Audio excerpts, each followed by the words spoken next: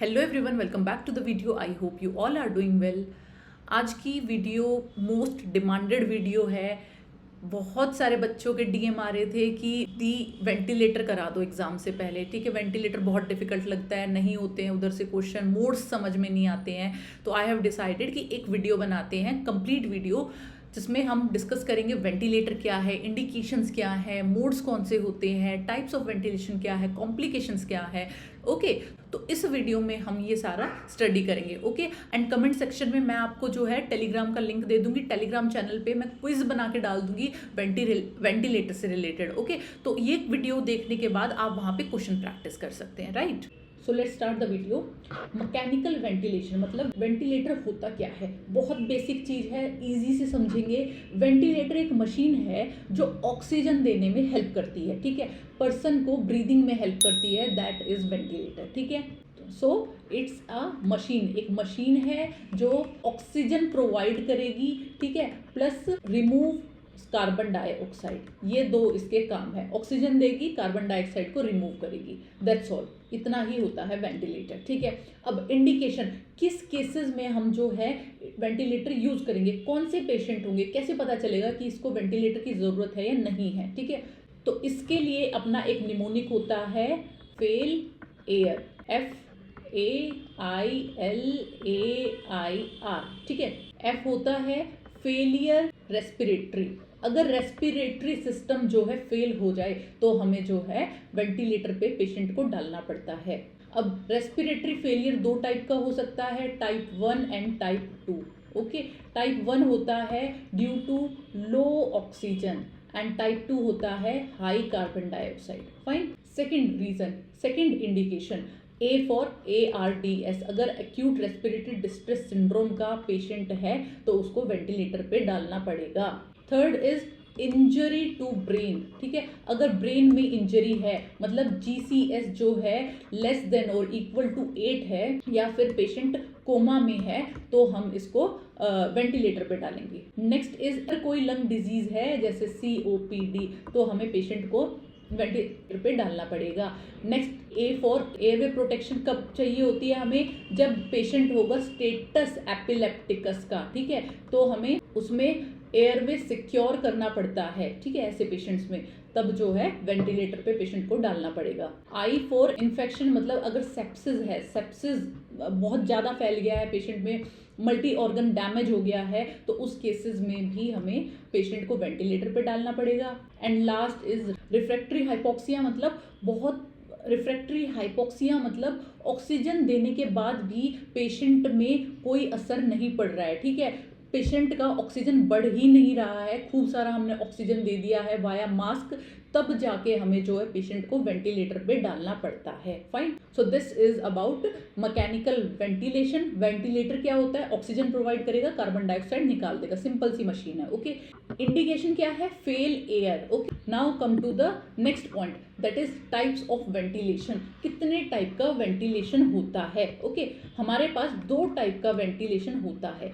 First is non invasive, okay, and second is invasive. दो तरीके से हम वेंटिलेशन प्रोवाइड कर सकते हैं पेशेंट को, मतलब ऑक्सीजन दे सकते हैं। ओके, अगर हम ऑक्सीजन देंगे वाया मास्क, ठीक है, बस खाली मास्क है, तो उसको बोलेंगे नॉन इन्वेजिव। बट अगर ट्यूबिंग्स इन्वॉल्व हैं तो वो इन्वेजिव हो जाता है। देखो, नॉन इन्वेजिव में हम पेशेंट के अंदर कुछ नहीं डाल रहे हैं, ठीक है, इसीलिए ये नॉन इन्वेजिव है। बट इन्वेजिव में क्या करते हैं, हमें जो है ट्यूब डालनी पड़ती है, जैसे ET ट्यूब है, ट्रेकियोस्टमी ट्यूब है। ठीक है, तो इन्वेजिव के एग्जाम्पल हुए TT ट्यूब, मतलब tracheostomy tube, ET tube, endotracheal tube. Okay, but non invasive का एग्जाम्पल क्या होगा अपना, CPAP या फिर BiPAP। ओके, हम पेशेंट को डालते हैं BiPAP पे एंड CPAP पे, that is non invasive. Fine, अब नॉन इन्वेजिव कौन से केसेस में हम यूज करेंगे। ठीक है, अगर हमारा पेशेंट है COPD का या फिर पल्मोनरी एडीमा, तो हमारा काम नॉन इन्वेजिव से चल जाएगा। CPAP या BiPAP पे पेशेंट को डाल दो, काम चल जाएगा। बट अगर हमारा पेशेंट जो है सीवियर है, बिल्कुल अनकॉन्शियस है, सांस नहीं ले पा रहा है, ब्रीद नहीं कर पा रहा है, तो हमें जो है ऑब्वियसली इन्वेजिव डालना पड़ेगा। ओके, अब बहुत सारे बच्चों को ये नहीं पता होता कि CPAP एंड BiPAP में डिफरेंस क्या होता है, ठीक है। CPAP एंड BiPAP, इसका डिफरेंस जो है हम जल्दी से यहीं पे देख लेंगे कि what is the difference between these two. Okay, so first is CPAP and second is BiPAP। So point number 1, first is pressure. देखो, CPAP मतलब कॉन्टिन्यूअस पॉजिटिव एयरवे प्रेशर, एक टाइप का प्रेशर जो है कॉन्टिन्यूअसली जाए जा रहा है, ठीक है। बट BiPAP मतलब बाई लेवल, दो तरह का प्रेशर जो है पेशेंट के अंदर जा रहा है, by level positive airway pressure, simple. तो अब सबसे पहले प्रेशर की बात करेंगे पॉइंट नंबर 1 में कि CPAP और BiPAP में क्या डिफरेंस है। CPAP में कांस्टेंट प्रेशर रहेगा, only one pressure will be found, ठीक है। बट BiPAP में 2 प्रेशर विल बी फाउंड, ठीक है।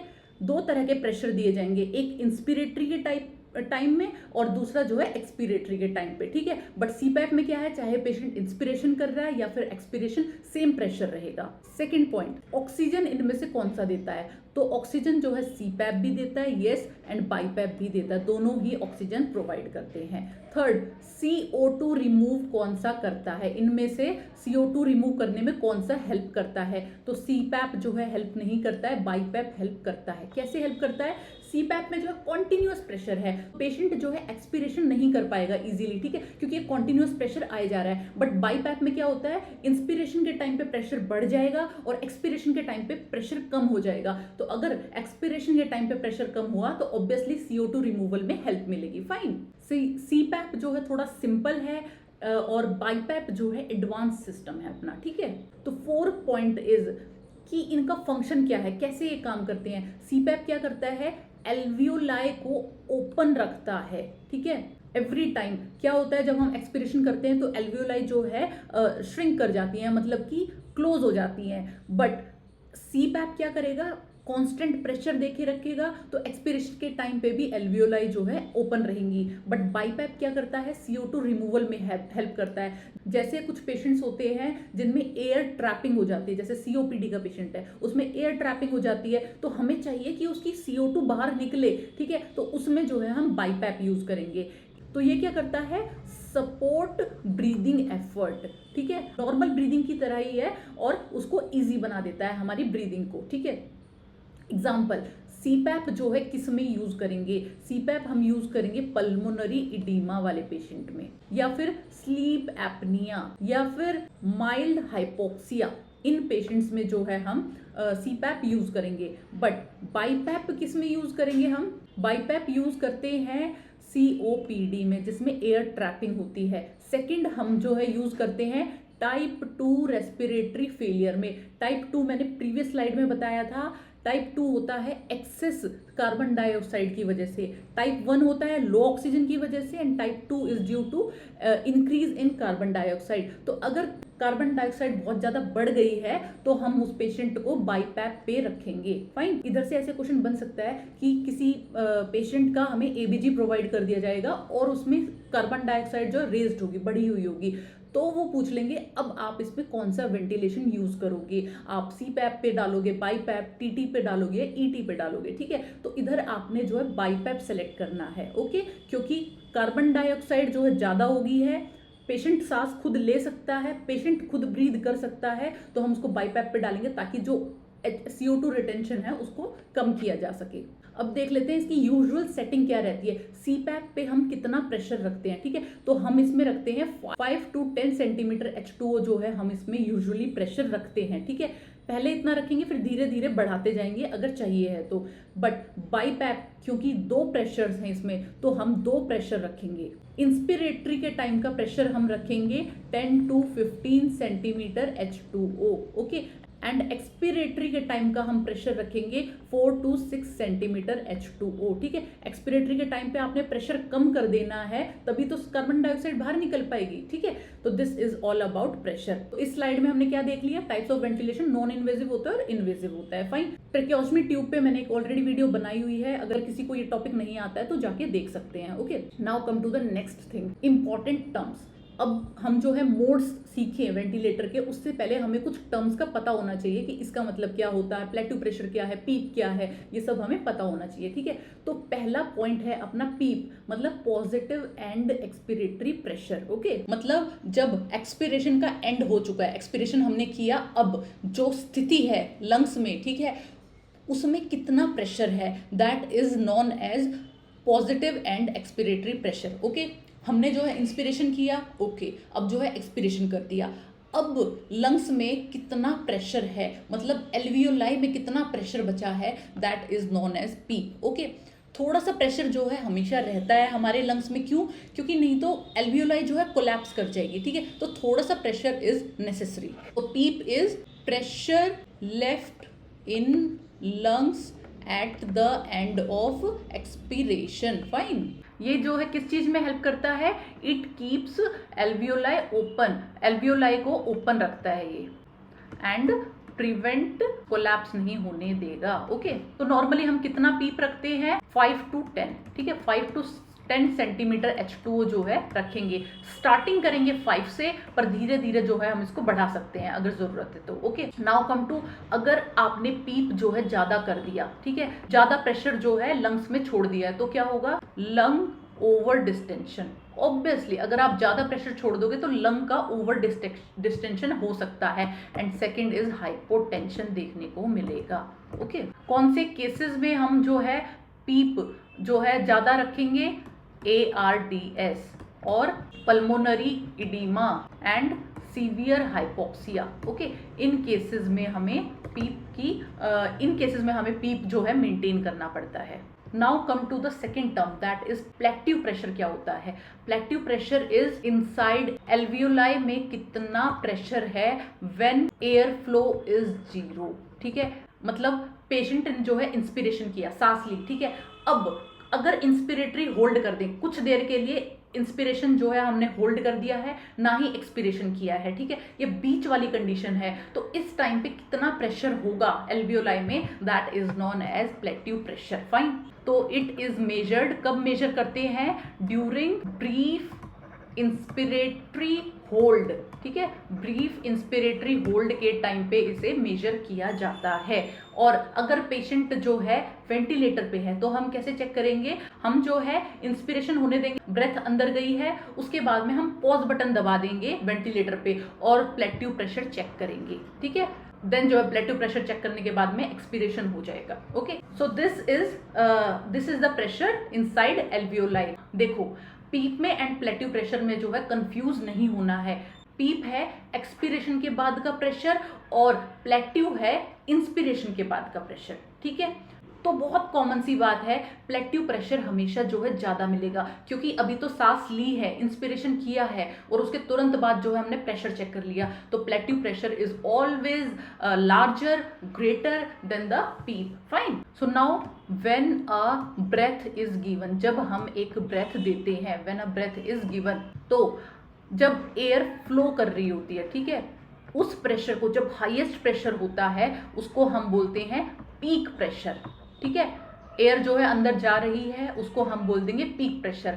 नाउ एयर जो है स्टॉप हो गई है, इंस्पिरेशन नहीं हो रहा है, तो उसको हम बोलेंगे प्लेक्टिव प्रेशर, ठीक है। जितना प्रेशर होगा हमारे एल्वियोलाई में, that will be known as plateau pressure. अब नॉर्मली प्लेक्टिव प्रेशर कितना होता है? नॉर्मल पीपी कितना होना चाहिए? It should be less than 30 centimetre H2O, okay. अब कौन से केसेस में पीपी मतलब प्लेक्टिव प्रेशर जो है बढ़ जाता है? इंक्रीज पीपी कब कब देखने को मिलेगा? देखो, पीपी जो है प्लेक्टिव प्रेशर क्यों बढ़ेगा? अगर लंग्स में हम एयर दे रहे हैं और वो एक्सपेंड नहीं करेंगे, ठीक है, तो क्या होगा? प्रेशर जो है बहुत ज्यादा राइज हो जाएगा। बट अगर वो इन्फ्लेट कर रहे हैं तो प्रेशर जो है कम रहेगा, फाइन। दोबारा बता रही हूँ, जब हम एयर पेशेंट को दे रहे हैं, ठीक है, अगर लंग्स अच्छे हैं, अच्छे से काम कर रहे हैं, डिस्टेंड हो रहे हैं, तो प्रेशर जो नॉर्मल रहेगा। बट अगर जो है बैड लंग्स हैं, कोई प्रॉब्लम है, तो क्या होगा? वो डिस्टेंड नहीं करेंगे, वो नहीं फूलेंगे, इसकी वजह से प्रेशर बढ़ जाएगा, ठीक है। तो increase PP is seen in ARDS, okay. या फिर पल्मोनरी इडीमा, ओके, या फिर fibrosis and pneumonia, in cases में जो है पीपी दे बढ़ा हुआ मिलेगा। कितना बढ़ा हुआ मिलेगा? More than 30। फाइन। तो पीपी जो है हमें एक चीज और बताता है। क्या बताया पीपी ने हमें? कि लंग्स कितने स्टिफ हैं। अगर प्रेशर बहुत ज़्यादा है, वो डिस्टेंड नहीं कर रहे हैं, इट मीन्स वो लंग्स जो है बहुत ज़्यादा स्टिफ है। तो प्लेटिव pressure it also tells us stiffness, ठीक है, स्टिफनेस ऑफ लंग्स जो है ये हमें बताता है। ओके, एंड लंग स्टिफनेस को हम बोलते हैं कंप्लायंस, ठीक है, वो हम आगे देखेंगे नेक्स्ट वाली स्लाइड में। तो this is PEEP and plateau pressure. I hope so आपको समझ आ रहा हो, ठीक है। दोबारा बता देती हूँ, पीप जो है एक्सपीरेशन के एंड पे मेजर किया जाएगा एंड प्लेटिव प्रेशर जो है इंस्पिरेशन के एंड पे जो है मेजर किया जाएगा।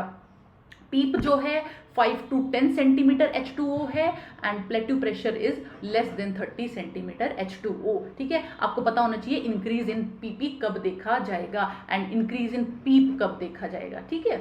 Now come to the next slide, that is compliance and I मतलब इंस्पिरेशन एंड E मतलब एक्सपीरेशन, ठीक है। तो फर्स्ट इज कंप्लायंस। कंप्लायंस जो सीधा सा है, ability of the lung to expand, ठीक है। लंग कितना जो है एक्सपेंड हो सकता है, लंग की ability to expand is known as compliance. मतलब अगर सिंपल टर्म में बोले तो it is lung stiffness, okay. इससे हमें पता चलेगा कि लंग जो है स्टिफ है या नहीं है। अब इसमें क्या हो सकता है, या तो पेशेंट को हाई कंप्लायंस होगा या लो कंप्लायंस होगा, ठीक है। हाई कंप्लायंस मतलब लंग एक्सपेंड इजीली जो है एक्सपेंड हो रहा है, बट लो कंप्लायंस मतलब कि lung is not expanding, okay. So lungs are stiff here, okay. High compliance हमें किसमें देखने को मिलेगा? COPD में, ओके। तो इसमें क्या होता है, एयर ट्रैप हो जाती है लंग्स के अंदर, इसकी वजह से लंग्स जो है बहुत फ्लॉपी हो जाएंगे एंड इजीली जो है एक्सपेंड कर जाएंगे। बट ARDS के केस में या फिर pulmonary oedema and fibrosis, in cases में क्या है, बहुत ज़्यादा प्रेशर चाहिए होता है लंग को एक्सपेंड करने के लिए, ठीक है। तो इसको हम बोलेंगे लो कंप्लायंस है, ठीक है। हाई कंप्लायंस बताएगा कि लंग जो है इजीली एक्सपेंड कर रहा है एंड लो कंप्लायंस बताएगा लंग्स जो है स्टिफ है, okay. Now come to I is to E, inspiration is to expiration ratio. Normally हम जो है 1 सेकेंड के लिए इंस्पिरेशन करते हैं एंड 2 सेकेंड्स के लिए एक्सपीरेशन करते हैं। मतलब हमारा एक ब्रेथ जो है 3 सेकेंड्स में कंप्लीट हो जाता है, ठीक है। इंस्पिरेशन में हमेशा कम टाइम लगता है, एक्सपीरेशन में हमेशा ज़्यादा लगता है, क्योंकि एयर ट्रैपिंग ना हो, इसीलिए जो है एक्सपीरेशन थोड़ा सा प्रोलोंग होता है। बट अगर अपने पेशेंट को COPD है, COPD में क्या हो जाता है, एयर ट्रैप हो जाती है, तो हम उसका IE में क्या चेंज करेंगे, खुद से सोचो। इंस्पिरेशन इज टू एक्सपीरेशन में क्या चेंज करेंगे? नॉर्मली होता है 1:2, तो हम COPD वाले पेशेंट में क्या करेंगे, इंस्पिरेशन को तो इतना ही रखेंगे, एक्सपीरेशन में प्रॉब्लम है, एक्सपीरेशन अच्छे से नहीं हो रहा, तो इस 2 को हम बढ़ा देंगे, या तो 3 कर देंगे या फिर 4 कर देंगे, 1:4, ठीक है। 1 सेकेंड के लिए इंस्पिरेशन होगा एंड 3 सेकेंड के लिए जो है एक्सपीरेशन होगा, ठीक है। तो COPD वाले पेशेंट में हम I/E रेशो बढ़ा देते हैं, ओके। बट अगर केस हो ARDS का, ओके, इसमें क्या है, देखो IE रेशो अपना लिख लेते हैं 1:2। अब एक्सपीरेशन की कोई प्रॉब्लम नहीं है, इसमें एयर ट्रैपिंग भी नहीं हो रही है, इसमें लो ऑक्सीजन है, तो हम इंस्पिरेशन का टाइम बढ़ा देंगे, ठीक है। इसको कर देंगे 1.5:1, ठीक है। मतलब 1.5 सेकेंड के लिए इंस्पिरेशन होगा एंड 1 सेकेंड के लिए एक्सपीरेशन होगा, ठीक है। इट डिपेंड्स ऑन कंडीशन की पेशेंट को कंडीशन कौन सी है। अगर कार्बन डाइऑक्साइड बहुत ज़्यादा है बॉडी में तो ऑब्वियसली एक्सपीरेशन हम बढ़ा देंगे टाइम, बट अगर जो है ऑक्सीजन की कमी है तो हम इंस्पिरेशन का टाइम बढ़ा देंगे। सो this is very simple. I hope आपको समझ आ रहा हो। कंप्लायंस क्या है, लंग की स्टिफनेस बताता है एंड IE जो है इंस्पिरेशन एंड एक्सपीरेशन को मैनेज करता है। Now come to the next point, FiO2 and tidal volume. FiO2 क्या होता है? FiO2 होता है percentage of oxygen we are giving to patient, ठीक है। मतलब जो हम एयर पेशेंट को दे रहे हैं उसमें ऑक्सीजन कितनी % है उसको हम बोलते हैं FiO2, ठीक है। जो हम नॉर्मली एयर लेते हैं, जैसे अभी हम रूम एयर पे हैं, तो इसमें होती है 21% ऑक्सीजन, ठीक है। तो वेंटिलेटर क्या कर सकता है, 21 से 100% तक ऑक्सीजन दे सकता है, मतलब प्योर ऑक्सीजन भी दे सकता है अगर हम चाहें तो, ओके। बट ज़्यादा ऑक्सीजन देनी भी अच्छी नहीं है क्योंकि ऑक्सीजन टॉक्सिसिटी हो सकती है, ठीक है। तो इसीलिए इसको जो है 100 से कम ही रखते हैं। ये नहीं सोचना कि ऑक्सीजन बहुत अच्छा है हम 100% ऑक्सीजन कर देंगे, नहीं करना है, हम जो है इसको कम रखेंगे। बट अगर पेशेंट की कंडीशन बहुत खराब है, ठीक है, बिल्कुल ही सांस नहीं ले पा रहा है, तो हम स्टार्टिंग फेज में इसको 100 रख सकते हैं, ओके। अब देखो FiO2, अगर नॉर्मल एयर में 21% ऑक्सीजन है तो इसमें FiO2 बोला जाएगा 0.21, ठीक है। FiO2 जो है 1 में से स्कोर किया जाता है, ठीक है, तो 0.21 इज FiO2। बट अगर आप जो है 100% ऑक्सीजन दे रहे हो तो इसको FiO2 बोलेंगे 1, कि इसका FiO2 जो है 1 है, फाइन। तो FiO2 अपना 0 से 1 के बीच में होगा हमेशा। अब अगर कोई पेशेंट आया है, नया पेशेंट आया है और उसको जो है वेंटिलेटरी सपोर्ट पे डाल दिया है, तो हम 100% से स्टार्ट करेंगे। सबसे पहले FiO2 जो है हम 1 रखेंगे, मतलब 100% ऑक्सीजन देंगे, फिर जो है धीरे उसको कम करते जाएंगे, फाइन। टारगेट हमारा क्या होता है, टारगेट हमारा रहता है SpO2 जो है हम 92 से 96 के बीच में मेंटेन रखें, फाइन। FiO2 जो है अपना 0.6 रहना चाहिए, लेस देन 0.6। इसका मतलब क्या है, हम ऑक्सीजन जो है लेस देन 60% रखेंगे, ओके। बिकॉज नॉर्मली केसेस में तो हम 21% ही ले रहे हैं, ठीक है, बट चलो वेंटिलेटर है तो आप 60 तक पहुंच जाओ, बट बहुत ज्यादा ऑक्सीजन देनी भी ठीक नहीं है, ओके। क्या हो जाता है ज्यादा ऑक्सीजन देने से, डिसएडवांटेज क्या है इसके, एक तो ऑक्सीजन टॉक्सिसिटी हो सकती है, सेकंड जो है लंग डैमेज हो सकता है, ठीक है, ये प्रॉब्लम हो सकती है। Now come to next point, tidal volume क्या होता है। 1 ब्रेथ में कितना अमाउंट ऑफ एयर पेशेंट जो है ले रहा है, ठीक है, amount of air not oxygen, याद रखना है। एक ब्रेथ में कितना अमाउंट ऑफ एयर अंदर गया है पेशेंट के, that is known as tidal volume, ठीक है। नॉर्मली ये कितना होता है, 6 to 8 ml पर kg, फाइन। और ये जो बॉडी वेट है केजी में, ये एक्चुअल वेट नहीं होता है, ये जो है आइडियली वेट होता है कि कितना होना चाहिए, ठीक है। तो ये एक्चुअल वेट नहीं होता है, प्रिडिक्टेड कह लो या फिर आइडियल वेट कह लो, ओके, फाइन। बट अगर पेशेंट हमारा ARDS का है तो हम इसमें टाइडल वॉल्यूम कम रखेंगे, 4 to 6 ml पर kg, ठीक है। क्यों रखेंगे, क्योंकि मैंने बताया था ARDS में बहुत स्टिफनेस है लंग्स में, ऑलरेडी प्रेशर बहुत ज़्यादा है, ठीक है, तो इधर ज़्यादा टाइडल वॉल्यूम देने का कोई फायदा नहीं है, ओके। अदरवाइज जो है लंग इंजरी हो सकती है, ठीक है, लंग इंजरी, ओवर डिस्टेंशन, ये सब हो सकता है, ठीक है। तो हमने इसमें जो है FiO2 देख लिया एंड टाइडल वॉल्यूम देख लिया। FiO2 पे हम ऑक्सीजन की परसेंटेज देख रहे हैं एंड टाइडल वॉल्यूम में अमाउंट ऑफ एयर की, एक ब्रेथ में हमने कितना अमाउंट ऑफ एयर लिया है, okay.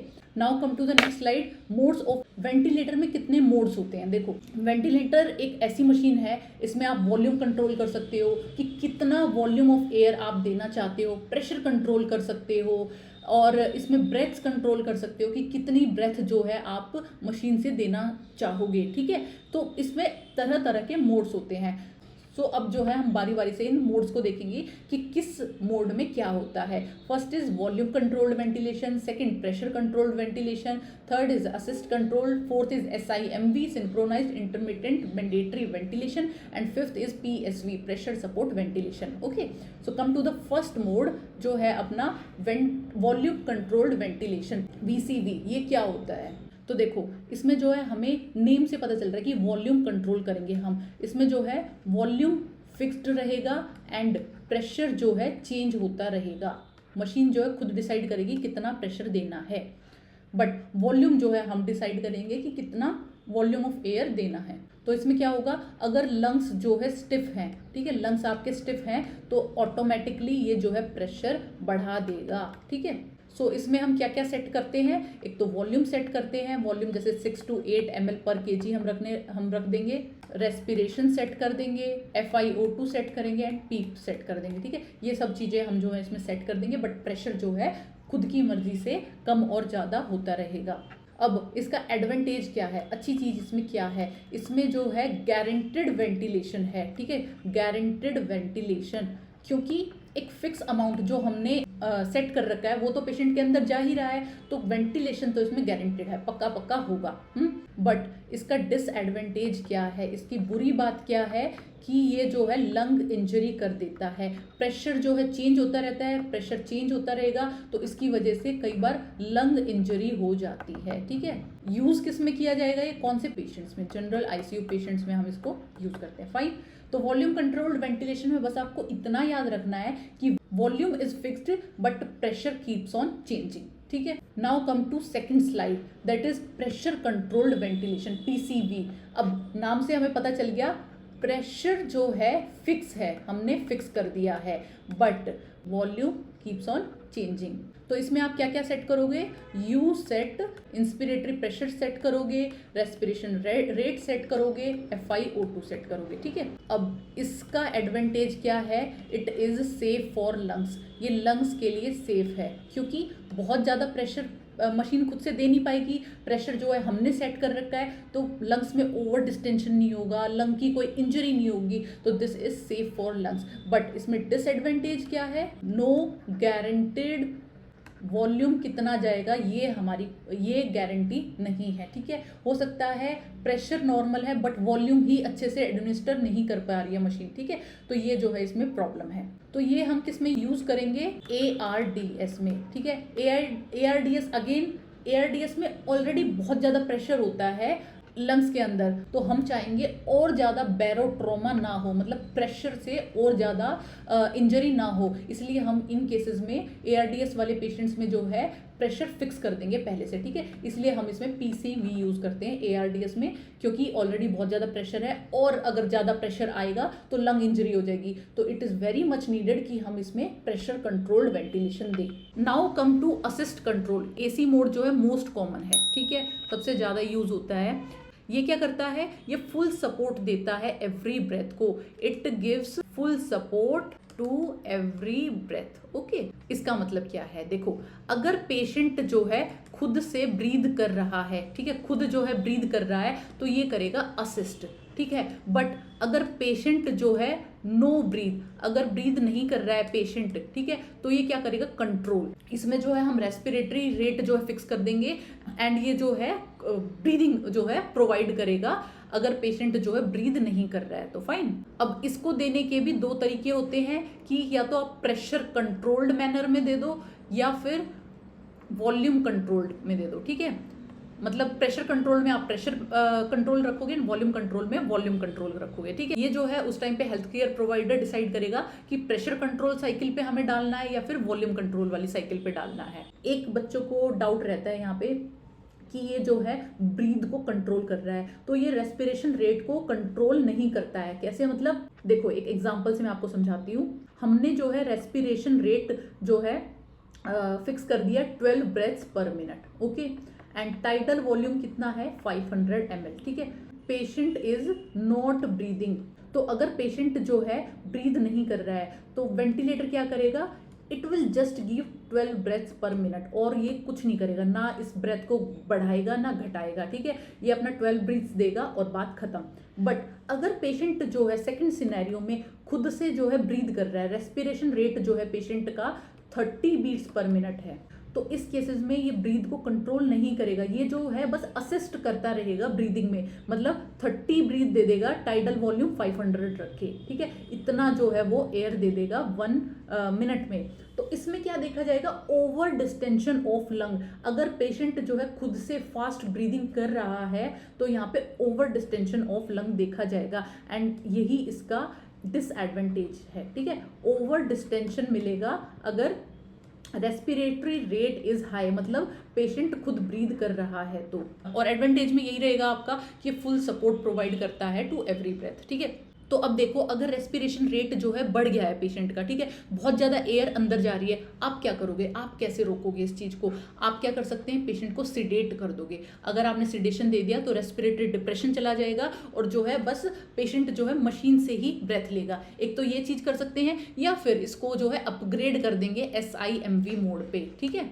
So this is all about assist control में क्या है, असिस्ट भी करेगा, मतलब पेशेंट ब्रीद कर रहा है तो असिस्ट करेगा, और अगर पेशेंट ब्रीद नहीं कर रहा है तो ये कंट्रोल करेगा। Okay, now come to the next mode, that is SIMV, synchronised intermittent mandatory ventilation. Okay, SIMV क्या होता है, mix of mandatory plus spontaneous breathe, मतलब स्पॉन्टेनियस ब्रीथ जो पेशेंट ले रहा है एंड मैंडेटरी ब्रीथ जो मशीन दे रही है, इसका मिक्सचर है। ठीक है, देखो SIMV जो है देने के दो तरीके हैं, एक तो तुम दे सकते हो विद प्रेशर एंड एक दोगे विदाउट प्रेशर। अब एग्जांपल से समझेंगे, अगर हमने इसमें रेस्पिरेशन रेट जो है 10 फिक्स कर दिया, 10 ब्रीथ पर मिनट, ठीक है, और प्रेशर फिक्स कर दिया है 8 सेंटीमीटर H2O, ये हमने प्रेशर फिक्स कर दिया है। ठीक है, और पेशेंट ने जो है 1 मिनट में 20 ब्रेथ ली। ठीक है, 20 ब्रेथ ली पेशेंट ने।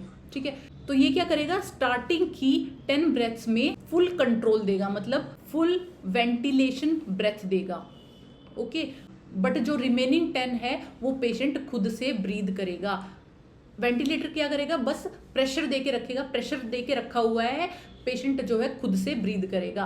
अब इसमें भी आपका मोड डिसाइड करेगा कि आपने विद प्रेशर लगाया हुआ है या विदाउट प्रेशर लगाया हुआ है। ठीक है, अगर विद प्रेशर वाला है तो ये जो है रिमेनिंग 10 में सिर्फ प्रेशर प्रोवाइड करेगा, अगर विदाउट प्रेशर वाला है तो ये प्रेशर प्रोवाइड नहीं करेगा। ठीक है, तो ये क्या है, it does not guarantee spontaneous breathing की पक्का गारंटी इसमें नहीं है। ओके, तो स्पॉन्टेनियस ब्रीदिंग की गारंटी इस चीज पे डिपेंड करती है कि आपने विद प्रेशर वाला मोड लगाया हुआ है या विदाउट प्रेशर वाला। फाइन, बट जितना आपने रेस्पिरेशन रेट सेट किया है वो ये अच्छे से असिस्ट करेगा, अच्छे से वेंटिलेशन ब्रेथ देगा, बट जो बचे हुए हैं उसमें जो है खाली प्रेशर दे के रखेगा। अब पेशेंट के ऊपर है कि वो अंदर जो है ब्रेथ में कितना एयर ले पा रहा है।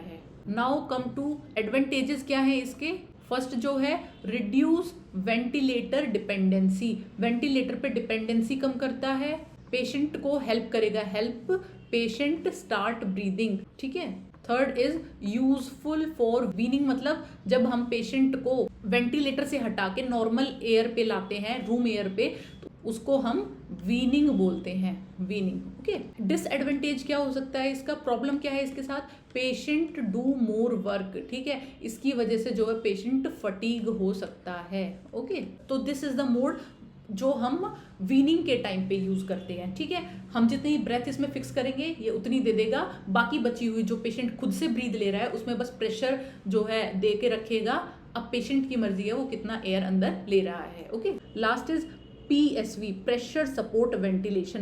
प्रेशर सपोर्ट से ही हमें पता चल गया कि हम इसमें सेट करेंगे प्रेशर और FiO2 एंड पीप, ये जो चीजें हम इसमें डिसाइड करेंगे। ठीक है, बट क्या हम डिसाइड नहीं करेंगे रेस्पिरेशन रेट। इसमें जो है पेशेंट को और ज्यादा पावर है कि वो खुद से रेस्पिरेशन करेगा, और उसका टाइडल वॉल्यूम भी उसी पे डिपेंड करेगा कि कितना अंदर ले रहा है। ठीक है, तो रेस्पिरेशन रेट जो है हम इसमें फिक्स नहीं करेंगे, टाइडल वॉल्यूम भी फिक्स नहीं करेंगे। ये जो है पेशेंट के एफर्ट्स पे डिपेंड करेगा कि वो कितना अच्छे से एयर अंदर ले पा रहा है। तो अगर क्वेश्चन आ जाए कि PSV में ब्रेथ को कौन ट्रिगर कर रहा है, स्टार्ट कौन कर रहा है ब्रेथ को, who starts breath, machine start कर रही है या पेशेंट स्टार्ट कर रहा है, तो आंसर विल बी पेशेंट जो है इसमें ब्रेथ स्टार्ट करता है। सेकंड, क्या इसमें मैंडेटरी ब्रेथ दी जाती है। ठीक है, बाहर से हम फिक्स करते हैं, नहीं करते हैं, अभी बताया रेस्पिरेटरी रेट हम फिक्स नहीं करते हैं। नो, वॉल्यूम कितना रहेगा ये जो है पेशेंट के ऊपर डिपेंड करेगा, तो ये जो है वेरिएबल है, हम डिसाइड नहीं कर रहे हैं, हम बस प्रेशर डिसाइड कर रहे हैं, नॉर्मल प्रेशर दे के छोड़ दिया है। Now it depends on person, patient, कि वो कितना रेस्पिरेशन करेगा और कितना टाइडल वॉल्यूम जो है वो अंदर लेगा। एडवांटेजेस क्या है इसके, एडवांटेजेस जो है वेरी कंफर्टेबल, पेशेंट के लिए बहुत कंफर्टेबल है, बस उसको प्रेशर मिल रहा है, अपनी मर्जी से वो सांस ले पा रहा है, नॉर्मल ब्रीदिंग की तरह, ये ऑलमोस्ट नॉर्मल ब्रीदिंग की तरह है, and this is best for weaning के लिए ये बेस्ट है। डिसएडवांटेज क्या होगा इसका कि पेशेंट जो अनकॉन्शियस है, अनकॉन्शियस पेशेंट में इसका कोई रोल नहीं है। Okay, now come to next point, complications of ventilator. जब पेशेंट बहुत लंबे टाइम तक वेंटिलेटर पे रहेगा तो क्या कॉम्प्लिकेशन देखने को मिलेगी। ओके, फर्स्ट जो है बैरोट्रॉमा, मतलब न्यूमोथोरेक्स जो है इसमें देखने को मिल सकता है, क्योंकि बहुत लंबे टाइम तक हम ओवर वेंटिलेटेड कर रहे हैं पेशेंट को, तो इसमें जो है न्यूमोथोरेक्स देखने को मिल सकता है। सेकेंड इज ऑक्सीजन टॉक्सिसिटी देखने को मिल सकती है। थर्ड इज हाइपोटेंशन देखने को मिल सकती है, ठीक है। पीप में मैंने बताया था अगर पीप जो है आप ज़्यादा रखोगे तो हाइपोटेंशन देखने को मिल सकती है। And last is fourth very important, that is VAP, ventilator associated pneumonia, ठीक है। इधर से क्वेश्चन मोस्टली पूछ लिया जाता है तो ये अच्छे से पता होना चाहिए, ठीक है। वैप मतलब वेंटिलेटर एसोसिएटेड निमोनिया। अगर इन्वेजिव वेंटिलेशन के मतलब ईटी ट्यूब के 48 आवर्स के बाद में निमोनिया हो जाए पेशेंट में तो हम वो बोलेंगे कि ये वेंटिलेटर एसोसिएटेड निमोनिया है, ठीक है। तो ये कंडीशन है, ईटी ट्यूब डली है और 48 आवर्स जो है पास हो गए हैं और फिर जो है निमोनिया देखने को मिलेगा तो हम बोलेंगे वैप है ये, फाइन। ये होता क्यों है, जब माइक्रो एस्पिरेशन हो जाता है, लंग्स में जो है पानी चला जाएगा, चाहे थोड़ा ही हो बट अगर पानी लंग्स में जा रहा है तो उसकी वजह से वैप हो जाता है। अब वैप भी जो है दो तरह का होता है, एक अर्ली वैप एंड एक लेट वैप। अगर लेस देन 4 डेज में हो रहा है, लेस देन और इक्वल टू 4 डेज में हो रहा है तो हम बोलेंगे अर्ली वैप है, एंड मोर देन 5 डेज के बाद में हो रहा है तो हम बोलेंगे लेट वैप है।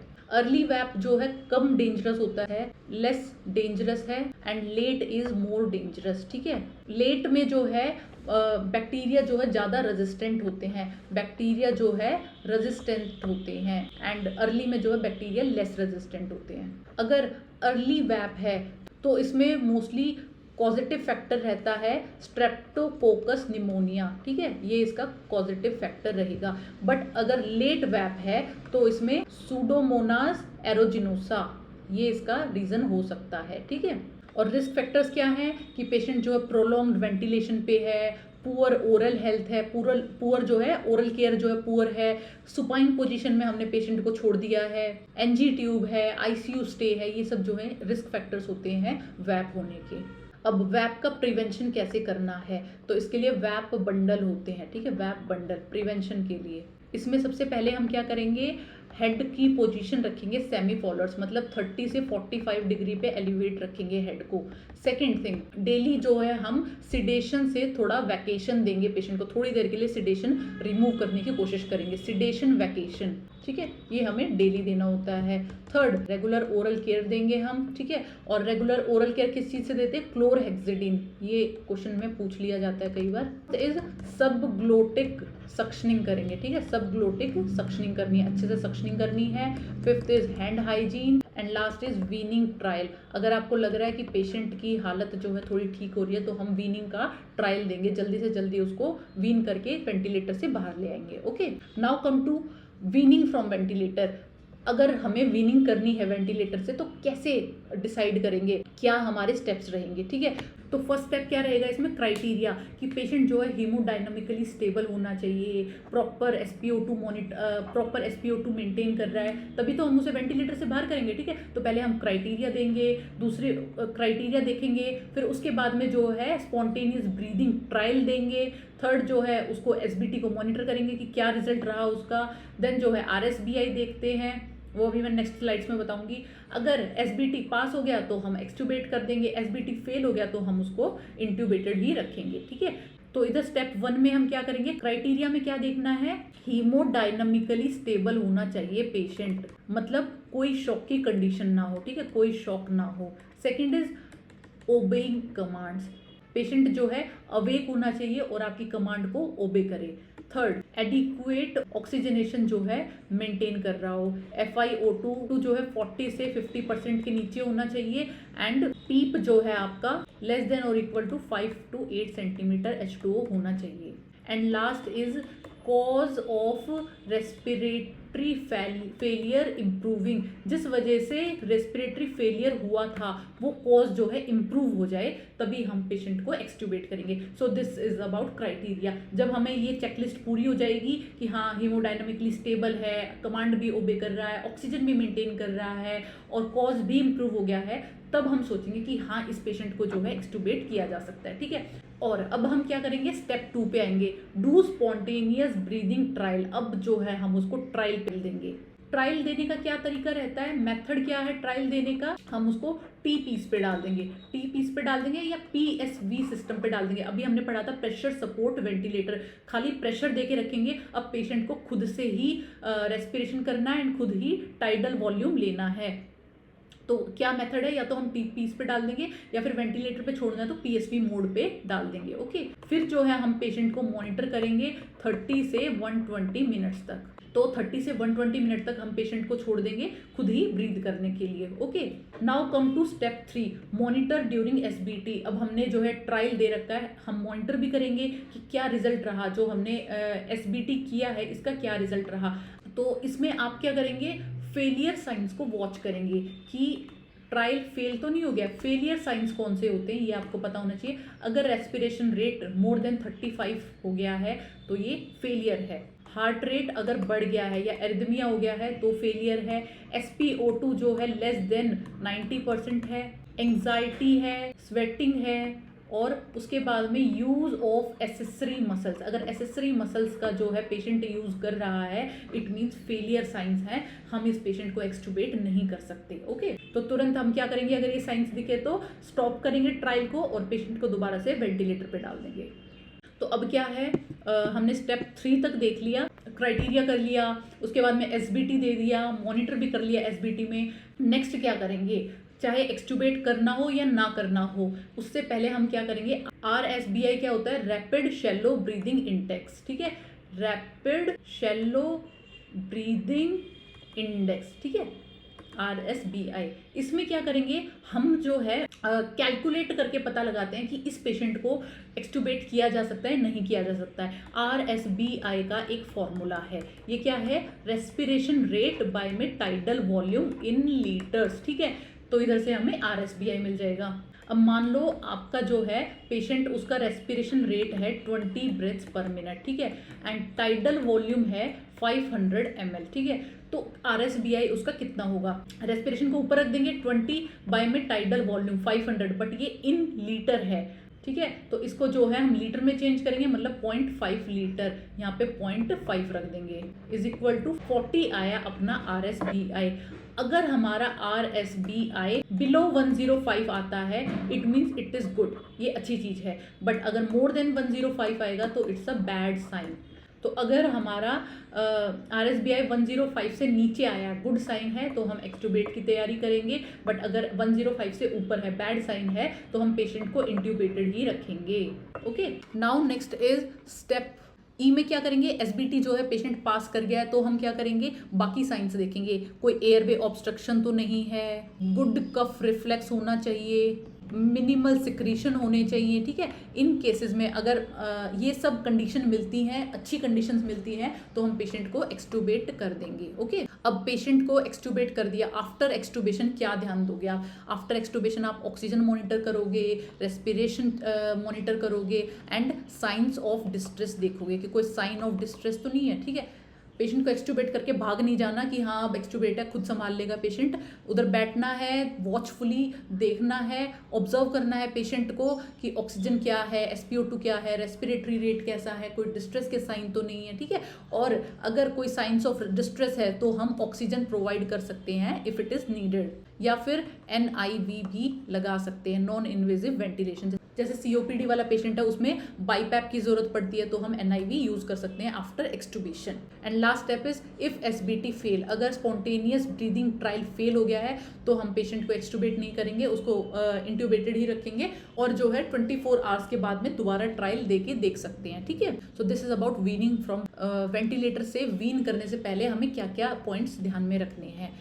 Now come to ventilator alarm, this is last slide. इसमें हम वेंटिलेटर अलार्म्स पढ़ेंगे, कितने तरह के अलार्म होते हैं, हाई प्रेशर अलार्म होता है, लो प्रेशर है, मतलब हम अलार्म की आवाज़ सुन के जो है पता लगा सकते हैं कि पेशेंट को किस तरह का प्रॉब्लम हुआ है, कि ट्यूब डिस्कनेक्ट होगी या एयरवे ऑब्स्ट्रक्शन होगा, थोड़ा हम आइडिया लगा सकते हैं आवाज़ सुन के, ठीक है।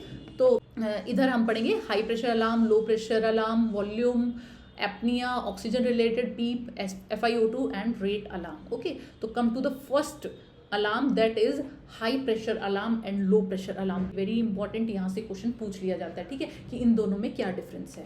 देखो, अगर हाई प्रेशर अलार्म है, हाई का मतलब है ऑब्स्ट्रक्शन, जब भी कभी हाई प्रेशर अलार्म बीप करेगा, आवाज करेगा, तो आप समझ जाओ कि पेशेंट में ऑब्स्ट्रक्शन है, ठीक है, मतलब इजीली जो है एयर अंदर नहीं जा पा रही है, कहीं ना कहीं ब्लॉकेज है, ठीक है। Air can't go inside easily, अंदर जो है एयर नहीं जा पा रही है। तो आप क्या सोचोगे, हमेशा ऑलवेज थिंक ब्लॉकेज, की कहीं पे ब्लॉकेज है। एग्जाम्पल, किस कंडीशन में ये मिलेगा, सिक्रीशन या म्यूकस प्लग फॉर्म हो गया है, ठीक है, या फिर ईटी ट्यूब जो है किंग्ड हो गई है। किंग्ड ईटी ट्यूब में क्या है, ईटी ट्यूब मुड़ गई है, उसके वजह से बहुत ज़्यादा प्रेशर जनरेट हो गया ट्यूबिंग्स के अंदर, बट एयर इनसाइड जा नहीं पा रही है, इसीलिए जो है हाई प्रेशर की आवाज़ आएगी, ठीक है। Next is patient biting ET, अगर पेशेंट बाइट कर रहा है ईटी को, मतलब कहीं ना कहीं किंक हो रही है वो, तो भी हाई प्रेशर अलार्म बजेगा। नेक्स्ट इज अगर ब्रोंकोस्पाज्म है तो, okay. Next is low compliance है तो, लो कंप्लायंस मतलब अगर लंग्स स्टिफ हैं तो भी हाई प्रेशर की आवाज़ आएगी। देन न्यूमोथोरेक्स अगर है तो, एंड लास्ट इज अगर वाटर है ट्यूबिंग के अंदर, पानी है अगर ट्यूबिंग के अंदर, तो भी हाई प्रेशर की आवाज़ आएगी। Now come to low pressure, मतलब प्रेशर जो है कम है, इसका मतलब लीकेज हो रहा है कहीं से, या फिर डिसकनेक्शन हो गया है कहीं से, और कोई ट्यूब जो है डिसकनेक्ट हो गई है। एग्जाम्पल इसका क्या है, सर्किट डिसकनेक्ट हो गया है, ठीक है, ईटी ट्यूब से जो सर्किट कनेक्ट था वही डिसकनेक्ट हो गया है। सेकंड क्या हो सकता है, ईटी ट्यूब का कफ लीक कर रहा है, जो कफ होता है ईटी ट्यूब में, उसमें हम प्रेशर जो है सिरिंज से भर के रखते हैं, बट अगर वो कफ जो है लीकेज है तो उसमें जो है हमें लो प्रेशर देखने को मिलेगा। थर्ड इज एक्सीडेंटल एक्सटूबेशन, अगर खुद से पेशेंट ने गलती से, या फिर कोई हेल्थ केयर प्रोवाइडर है, वो जब केयर प्रोवाइड कर रहा था तब गलती से एक्सटूबेशन हो गया है, उस केसेस में लो प्रेशर अलार्म साउंड करेगा। अब मैनेजमेंट क्या करोगे, ठीक है, हो गया है, अलार्म साउंड कर रहा है, आप जाके क्या करोगे, ठीक है। सबसे पहला आप करोगे, अगर हाई प्रेशर अलार्म है तो अगर वो ब्लॉकेज की वजह से है, ठीक है, तो सबसे पहले आप सक्शनिंग कर दो, ब्लॉकेज को हटा दो, अलार्म जो है ठीक हो जाएगा। सेकंड, अगर किंकिंग की वजह से है, कोई ट्यूब जो है मुड़ गई है तो उसका किंक ठीक कर दो, ट्यूब को सीधी कर दो, ठीक है, किंक को ठीक कर दोगे आप। थर्ड इज अगर ब्रोंकोस्पाज्म है तो आप क्या दे सकते हो, ब्रोंको डायलेटर्स दे सकते हो। एंड लास्ट इज अगर न्यूमोथोरेक्स है तो उसको रूल आउट करो और उसके लिए ट्रीटमेंट करेंगे नीडल डिकम्प्रेशन, फाइन। बट अगर लो प्रेशर अलार्म है तो आप क्या करोगे, सीधी सी बात है, लीकेज हो रहा है या डिस्कनेक्शन है तो कनेक्शन दोबारा जोड़ दो, ठीक है, रिकनेक्ट कनेक्शन, जो कनेक्शन जहाँ से हटा हुआ है उस सर्किट को दोबारा से जोड़ दो। कफ को इन्फ्लेट कर देंगे, अगर कफ इन्फ्लेटेड नहीं है तो कफ को इन्फ्लेट कर देंगे। एंड थर्ड इज अगर एक्सीडेंटल एक्सटूबेशन हो गया है तो ऑब्वियसली री इंट्यूबेट करना पड़ेगा, okay. So this is high pressure and low pressure alarm, बहुत सिंपल है, बस इस चीज़ को दिमाग में बिठाओ। हाई प्रेशर अलार्म करता है ऑब्स्ट्रक्शन की वजह से, कि ऑब्स्ट्रक्शन है, एयर जो है अंदर जाना चाह रही है पर जा नहीं पा रही है, इसकी वजह से हाई प्रेशर आ गया है ट्यूब में। एंड लो प्रेशर में क्या है, जो ट्यूबिंग्स है वो डिस्कनेक्ट हो गई है, ठीक है, कोई ऑब्स्ट्रक्शन नहीं है, बस वो डिस्कनेक्ट हो गई है, इसीलिए जो है लो प्रेशर साउंड करेगा। Now come to next, high volume alarm and low volume alarm. ये बहुत सिंपल है, नाम से ही पता चल रहा है, अगर हाई वॉल्यूम अलार्म बज रहा है it means high volume of air is going inside, high volume air going inside, ठीक है। बट अगर लो वॉल्यूम है तो लो वॉल्यूम जा रहा है, low volume air going inside. अब हाई वॉल्यूम कब जा सकता है, क्या कॉजेज हो सकते हैं, अगर पेशेंट जो है ओवर वेंटिलेट कर रहा है, ठीक है, तो हाई वॉल्यूम अंदर जाएगा और हाई वॉल्यूम अलार्म बजेगा, या फिर आपने रॉन्ग वेंटिलेटर सेटिंग्स कर दी हैं तो भी हाई वॉल्यूम अलार्म बजेगा। And last is decrease resistancy, ठीक है, लंग्स में जो है रेजिस्टेंसी कम हो गया है, इसकी वजह से भी हाई वॉल्यूम अलार्म बजेगा। बट लो वॉल्यूम अलार्म के क्या कॉजेज हैं, कहीं ना कहीं पे देखो, लो वॉल्यूम में क्या है, एयर जो है अंदर कम जा रही है, वॉल्यूम कम है, तो कहीं ना कहीं पे लीक है एयर का, एक रीजन हो सकता है। दूसरा रीजन क्या हो सकता है, वीक मसल्स, पेशेंट की मसल्स जो है बहुत वीक है, अच्छे से वो प्रॉपरली एयर जो है अंदर ले नहीं पा रहा है। थर्ड जो है ट्यूब डिस्प्लेसमेंट हो गई है, ठीक है, ट्यूब थोड़ी सी इधर उधर हिल गई है, इसकी वजह से वॉल्यूम अच्छे से एडमिनिस्टर नहीं हो पा रहा है। Now come to next, low PEEP and high PEEP alarm. Low PEEP मतलब लो प्रेशर, ठीक है, प्रेशर कम है, एंड हाई पीप मतलब प्रेशर हाई है। हाई प्रेशर किस में देखा जाता है, जिस केसेस में एयर ट्रैपिंग होती है, एयर अंदर रह जाती है, मतलब सीओपीडी में जो है हाई प्रेशर अलार्म मिलेगा, क्योंकि एयर ट्रैपिंग है, ऑलरेडी हाई प्रेशर है। बट लो प्रेशर मिलेगा वही अपने लीकेज में या फिर डिस्कनेक्शन में, ठीक है। इन केसेस में लो प्रेशर मिलेगा। एंड एक चीज याद रखनी है, फर्स्ट वाला जो मैंने बताया low and high pressure and low and high PEEP, इन दोनों में डिफरेंस है। ये जो है एक्सपिरेटरी के बाद का प्रेशर है, बट जो पहले मैंने करवाया था यहाँ पे ये जो है नॉर्मली प्रेशर है, ट्यूब्स में कितना है, बट पीप में जो है एंड ऑफ एक्सपिरेटरी प्रेशर है, ठीक है। नेक्स्ट इज एपनिया अलार्म जो है सबसे डेंजरस है, मतलब ये इमरजेंसी कंडीशन है। अगर नो ब्रीदिंग डिटेक्टेड, मशीन को लगा कि नो ब्रीदिंग हो रही है, कोई ब्रीदिंग नहीं है, तो एपनिया अलार्म बजेगा। कॉजेज क्या हो सकते हैं इसके, CNS डिप्रेशन, ठीक है, CNS डिप्रेशन है, रेस्पिरेटरी डिप्रेशन है, इसकी वजह से एपनिया अलार्म बजेगा। या फिर न्यूरोमस्कुलर वीकनेस, ठीक है, इतनी ज़्यादा वीकनेस है पेशेंट में कि वो एयर अंदर ही नहीं ले पा रहा है। And third is disconnection. Obviously अगर ट्यूब ही हट गई है तो एयर तो अंदर जाएगी नहीं और उसकी वजह से एपनिया अलार्म बजेगा। तो इधर मैनेजमेंट में आप क्या करोगे, आप सबसे पहले जाके पेशेंट को संभालोगे, पेशेंट को देखोगे, चेक पेशेंट इमीडिएटली। यहाँ से क्वेश्चन बन जाता है कि अगर एपनिया अलार्म बज रहा है तो आप पहले जाके वेंटिलेटर में देखोगे या फिर पेशेंट को देखोगे। आप जाके जो है सीधा पहले पेशेंट को देखोगे, मशीन को नहीं देखोगे। हमारे पेशेंट जो है हमारी प्रायोरिटी है, यहाँ से क्वेश्चन पूछ लिया जाता है, okay. And second is controlled ventilation start करेंगे, okay. And last is FiO2 alarm and rate alarm. FiO2 मतलब ऑक्सीजन सप्लाई में प्रॉब्लम है, ठीक है, ऑक्सीजन सप्लाई में प्रॉब्लम है।